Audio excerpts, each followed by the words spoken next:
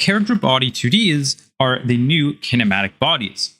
Character body is essentially the same thing, just renamed. When we want to use a character body 2D, there's two main ways of doing this. Usually for platformers and for 2D RPGs like top-down. In order to actually make the character body work, we want to first add a collision shape, giving it a shape of, let's say, a capsule. We can zoom in here, and we can also add an animated sprite for the animations. I've only added the idle, but just for example, this is how we do it. If you guys want to check out how you can use an animated sprite, I have another video that I posted a couple days ago, so go check that out. Now for the character body 2D, we can go ahead and add a script, and the template will actually use a platformer template. So we can go ahead and just add this to see what's inside. Now by default, we have two variables, speed and jump velocity. Essentially what's happening is we're going to add to the velocity of the script. If we're not on a floor, we're going to go ahead and say velocity plus equals get gravity, which is going to be a vector 2D times delta.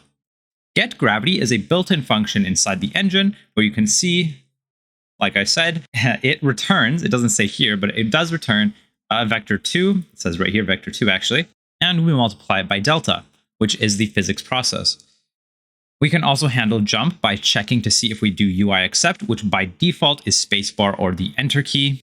We also have a check to see that we're on the floor because we don't want to be able to infinitely jump unless we're on the floor. And we do this by just adding to the velocity y, we say it's equal to the jump velocity.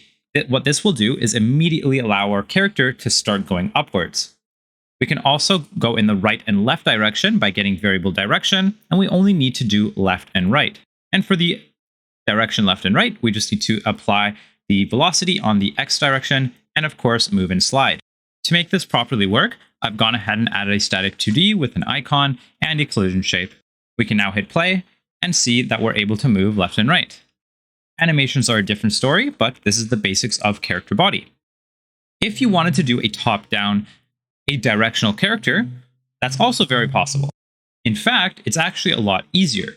All we need to do is define a speed, get the direction from all four vectors, up, down, left, right, and set our velocity to direction times speed.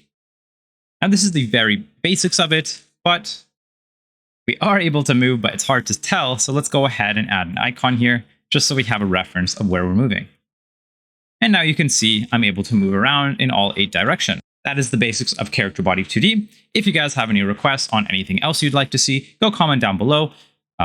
But if not, just go comment something down below anyways, just for the algorithm. Like, comment, and subscribe, and I will see you guys in the next video.